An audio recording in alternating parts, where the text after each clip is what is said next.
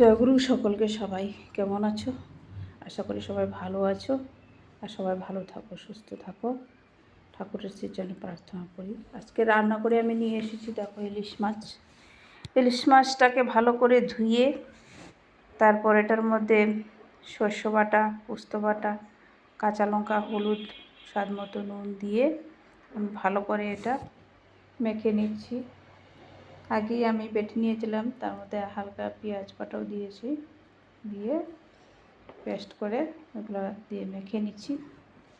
শস্য পোস্ত ইলিশ ভাপা দারুণ লাগে খেতে, তো আমি সেভাবেই বানানোর চেষ্টা করছি। ভালো করে মেখে একদম যাতে মশলাটা প্রত্যেকটা মাছের মধ্যে লাগে সেভাবেই হাত দিয়ে ভালো করে মেখে নিয়েছি।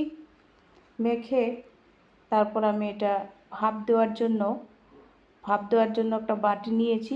বাটির মধ্যে টিফিন বক্সের মধ্যে একে একে সবটি মাছ দিয়ে দিয়েছি।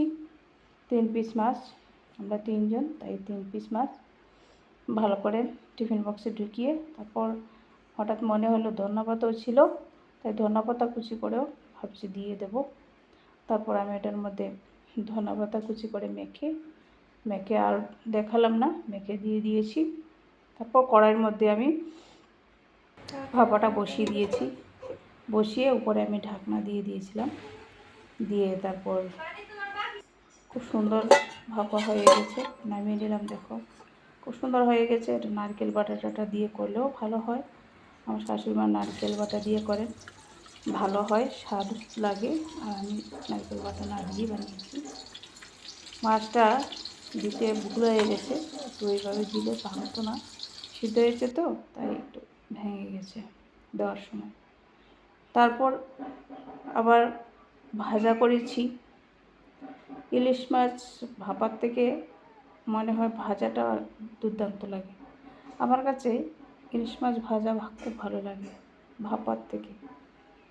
আর অনেকে অনেক রকম খান, কে জানি ভাপা ভালোবাসেন আর কে জানি ভাজা ভালোবাসেন, তো জানি না। আমার আবার ভাজাটা ভালো লাগে, ভাপার থেকে ভাজাটা ভালো লাগে। ইলিশ মাছ তো মাছের রাজা ইলিশ মাছের গন্ধেই একদম পেট ভরে যায়, খুবই ভালো লাগে, দুর্দান্ত লাগে খেতে। সব মাছের মধ্যে ইলিশ মাছ, কিন্তু আগের মতো ইলিশ মাছ কি আর পাওয়া যায় না, ভালো সেন্টও করে না। আর এটা বরফে দেওয়া থাকে, আর প্রচণ্ড গরম পড়েছে, এত গরম ইলিশ মাছ না খাওয়াই ভালো, তবু আমরা স্বাদের জন্য খাই। সবাই ভালো থেকো, সুস্থ থেকো, গরমে জয় গুরু।